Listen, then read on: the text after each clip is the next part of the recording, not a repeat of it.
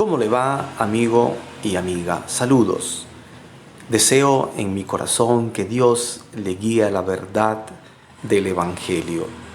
Estos pequeños mensajillos que le llegarán están basados en el Evangelio de Juan, el cuarto Evangelio escrito por el apóstol Juan, quien tuvo como propósito explicarnos qué es la fe. Eso lo dice en el capítulo 20, versículos 30 y 31.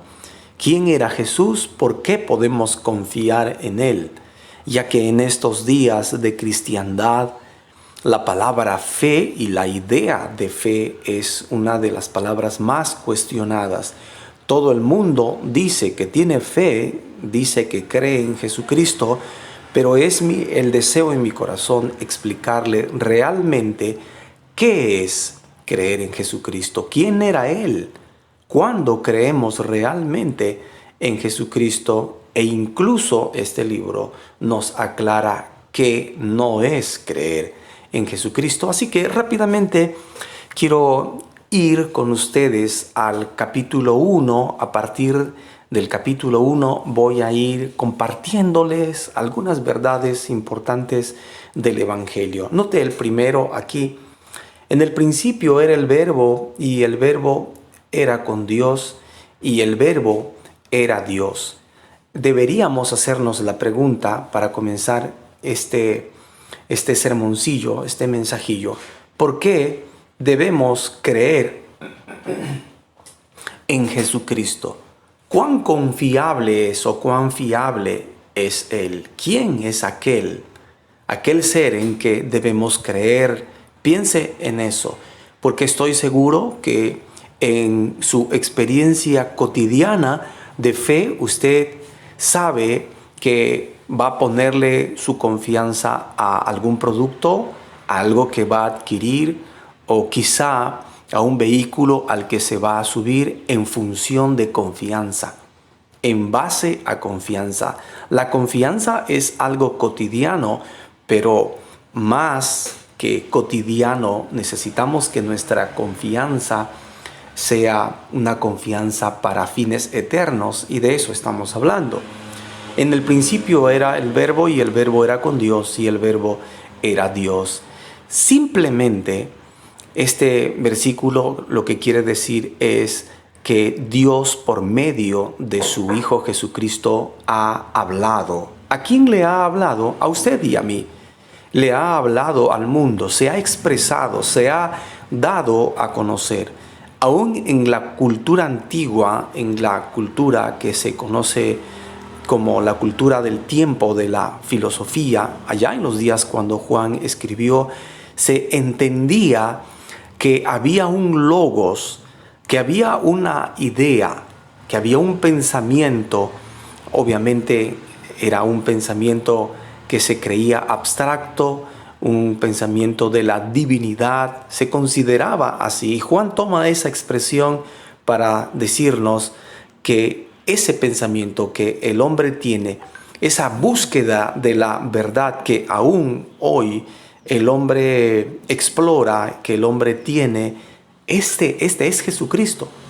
Mire, cómo la búsqueda de la verdad que la filosofía dice tener, Juan está diciendo, ese es Jesucristo. Y lo que Dios está diciendo es que esto ha llegado al hombre. El hombre ha llegado a conocer quién es Dios, cuál es la verdad, y en pocas palabras le está diciendo, ya no busques más. Este es Jesucristo. Así comienza este interesante evangelio, querido amigo, querida amiga. Entonces, Dios nos ha hablado por su Hijo Jesucristo. Ahí está su voluntad. Lo mismo dice al comenzar el libro de Hebreos, capítulo 1. Si usted tiene a bien cotejar esto que le estoy comentando, Hebreos 1:1 nos dice que en estos días, después de haber hablado Dios de muchas maneras, nos ha hablado por medio del Hijo. Quiero decirle tres asuntos o tres aspectos de este mensaje respecto que Dios nos ha hablado. En primer lugar, que Él nos comunica la verdad. Él nos comunica la verdad. Este libro nos habla bastante de la verdad. Usted recordará uno de los pasajes más conocidos cuando Jesús dijo: yo soy el camino, la verdad y la vida. Capítulo 14, versículo 6 de este evangelio. Yo soy el camino, la verdad y la vida.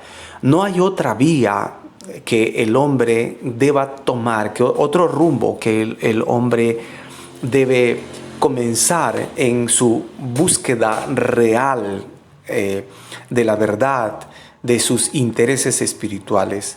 Y esto es lo que está diciendo Dios al escribirnos que Jesucristo es el Verbo. Dios nos comunica la verdad. La verdad está en su palabra. Su palabra, la palabra de Dios, especialmente el Nuevo Testamento, tiene como protagonista principal a Jesucristo. Usted puede conocer de Jesucristo a través del Nuevo Testamento. Y también el Antiguo Testamento tiene mensaje con respecto al Hijo de Dios. Entonces, número 1, nos comunica la verdad. Número 2, nos comunica su voluntad salvadora. Cuando Dios nos habla, nos quiere dar a entender un mensaje sobre todos los mensajes, su voluntad salvadora. Él dice en varios textos en su palabra que su deseo más grande es salvarnos, es salvar a la humanidad, es librarles de la condenación del pecado. El mundo está hundiéndose más y más en inmoralidad, en pensamiento corrupto, en hechos malvados, porque no conoce la voluntad de Dios y Dios quiere sacarle de eso. Entonces, en segundo lugar, Dios nos comunica su voluntad salvadora. Dice el primer libro de Timoteo en el capítulo 2, porque esta es la voluntad de Dios y se refiere a su voluntad salvadora. Y número 3, que Jesucristo sea el Verbo de Dios, nos comunica un interés genuino en nosotros. Dice que este verbo, obviamente lo podemos notar mejor en el desarrollo del libro y en el desarrollo de este capítulo. Nos dice que este verbo fue hecho carne. Fue hecho carne. Y aquí hay una verdad muy maravillosa. Es como cuando usted busca la ayuda de un médico y no puede ir hasta el hospital porque usted está muy grave y de pronto escucha que alguien toca la puerta y es el mismo médico que no ha esperado que usted vaya a buscarle al hospital o a su consultorio, sino que él mismo ha venido a su casa y le dice: no se preocupe, señor, señora, he venido aquí con toda la indumentaria, con todos los instrumentos que un médico tiene o utiliza para chequearle, para examinarle. Está en mis manos. Cuando usted ve eso, usted sabe que es privilegiado. Lo mismo hace Dios con su Hijo Jesucristo. Jesucristo ha venido a buscarle al hombre. Dios se ha expresado en Jesucristo. Querido amigo, querida amiga, usted puede responderle a Él. Usted debe responderle a Él. Este es el mensaje de Dios. En el principio era el Verbo, y el Verbo era con Dios, y el Verbo era Dios. Respóndale al Señor. Él se ha expresado para con usted y Él se ha acercado. Que tenga un buen día.